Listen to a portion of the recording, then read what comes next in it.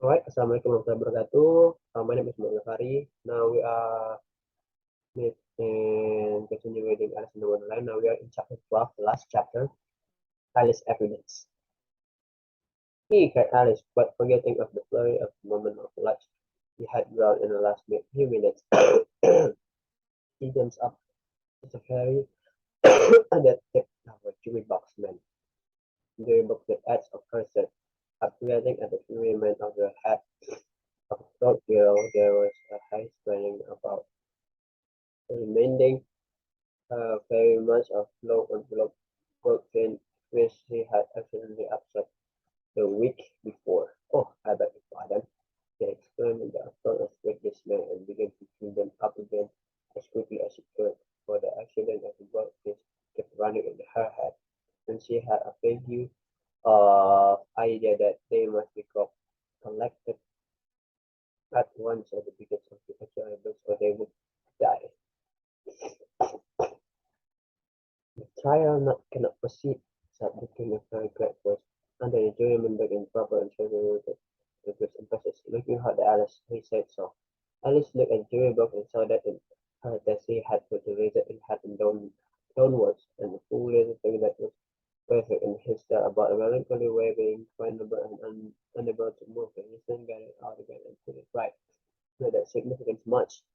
She said to herself, I should think it would be quite as much a use in trial one's way up and other. I think the injury had later recovered from the shock and the upset, and their slaves and benches and being handed back to them. They said the word very lightly to wipe out of reason and accident, and all said it reason, who is in too much every come to everything, or sit with a small often gazing up on the roof in the court. What do you know about this business? The king said to Alice. Nothing, said Alice. Nothing whatever, Mrs. said the king. Nothing whatever, said Alice. It is very important, said King, turning into the jury. Religious obedience, the right is done, and they slaves, when the white rabbit interpreted important and busy, means, of course, he said with a respectful tone, but very much in when he spoke. Unimportant, of course, I mean, thank you, Hasley said. And went on to himself and undertone, important, unimportant, unimportant, important, as if he was writing which was the best. Some of you wrote it down important, of some unimportant, Alex could see this. As he was near enough to look over the stage, but it doesn't matter, but she thought it to herself. Hmm.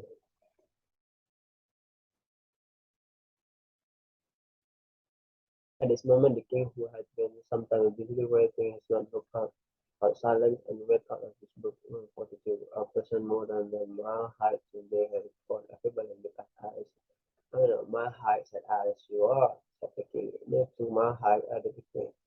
But I shouldn't go any rate, said Alice, beside that it is a regular rule you invited it is now. It is all this new in our book, said the king.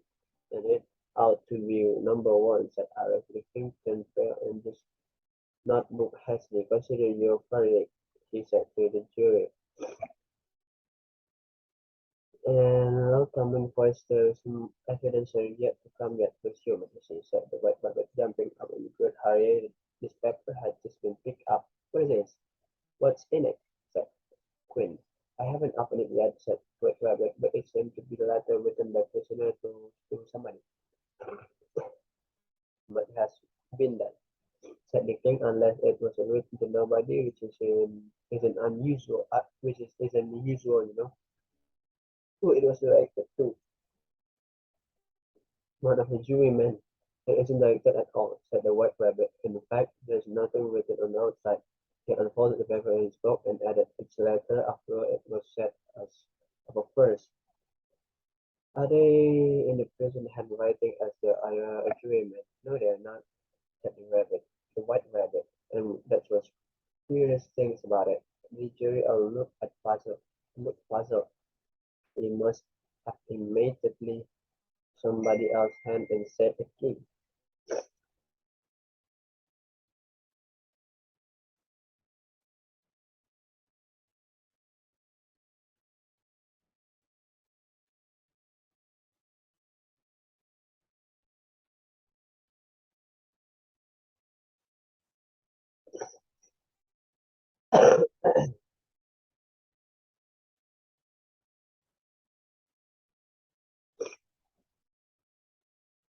This humility said enough. I didn't read it, they can provide it. There's no name sign in the end. If you didn't sign it, said the king. That's only make the matter worse. You must have meant some mischief. Or else you have signed your name like a honest man. There was a general clapping handshake in his hand as Harry appeared at the king's king that day. That first was built, said the queen. Alice was something and showed Alice, why did you ever know about them? The white rabbit put his spectacles. Well, shall I begin this your majesty? He asked. Begin at the beginning, and the king gravely and so on till you come to the end, then stop. There's the first, the white rabbit read. Picked up me into her and mentioned her to him to become a good writer, but I said it was true. He said I said we began in the retreat as she pushed them on what we began of a year or one, they get from two, you get from three or more. In my before. If I or she would have sense to be I involved in this affair, she trusts here to you to set them free, exactly as we are. That's the most important piece in evidence we have reached, said the king, rubbing his hands.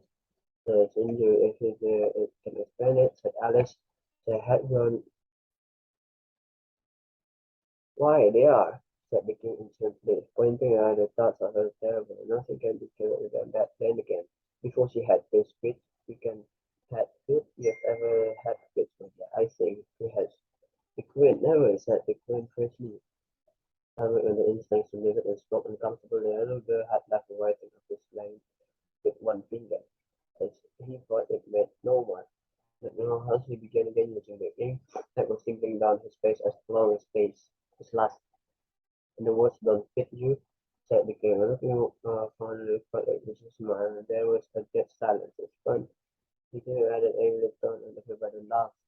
That the engineer considered the verdict and the king about it 20 times that day. No, no, said the king. The queen sentenced was verdict afterwards. Stuff and nonsense, and said Alice lovely the idea of having the sentence first. Watch your tongue, said the queen, turning purple. I once said Alice offered her hat and the queen shouted at the top of her voice. Nobody moved. Who cares for you, said Alice. He groaned on her full size like his friend. You are nothing but a pack of cards. The days of the air and came flying down upon her. She gave a scream, however, frightened and half of anger, and tried to beat them off and found herself lying on the bed with her head and lap of sister, who was scantily bustling away at some that least and had fluttered down for the face upon her face. Wake up, Alice dear, said her sister. What what a long sleep you've had. Oh, I have such great dreams, said Alice. She thought her sister as well as she could remember them, the strange adventures of hers that she had been reading about. And when she had finished, her sister kissed her and said it was a great dream, dear, tenderly, but now run into your tea. Getting late, so Alice got up and ran off, thinking while she ran, and well might what a wonderful dream it had been. My sister just left her laying her head on her hand, watching a setting sun and thinking to begin dreaming after a patient. And this was her dream.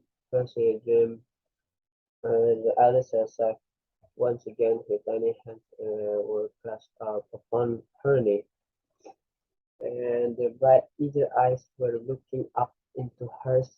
She could hear the very tones of her voice, and see the queer little toss of her head, the kept back the wandering hair that would always get into her eyes and still she listened or seemed to listen. The whole place around her became alive with a strange creatures of her sister's dream. The long grass was her head as the white rabbit hurried by frightened most places went to the neighboring pool. He could hear the rattle of her teacups of so much hair and her friend and his friend had their never-ending meal, and Phil was of the twin order of unfortunate ways to execution. One small pig baby is sneezing on the Dutch knee, while plates and dishes crash around it. Once more, the shriek and grief from the squeaking lizards get pants down, and the cooking of suppressed guinea pigs filled the air mixed up with the distant sobs of the miserable Mochata. So she sat on with closed eyes and half believed herself in Wonderland. Thought she knew she had but to open them again, and all would change the reality the grass would be only rustling in the wind, and the pool rippling to the waving of the reeds, and rattling teacups would change to tinkling sheep bells, and the princess was to the voice of the shepherd boy, and the taste of the baby, shriek of the griffin, and the other queer noise would change to the confused clamor of beauty from yard, while the lowing of the cow in the distance would make the place of the mock turtle's heavy sobs. Lastly, the pictures the herself how the same the sister of her would in the after time be herself a grown woman, and how she would keep through all her reaper's years.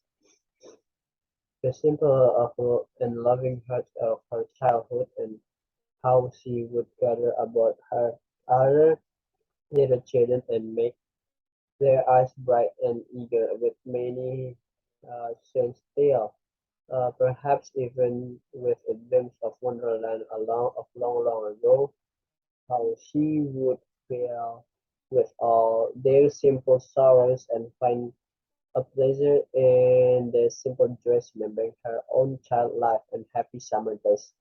Okay, that's all about me reading Alice in the Wonderland. Thank you so much. Assalamualaikum warahmatullahi wabarakatuh.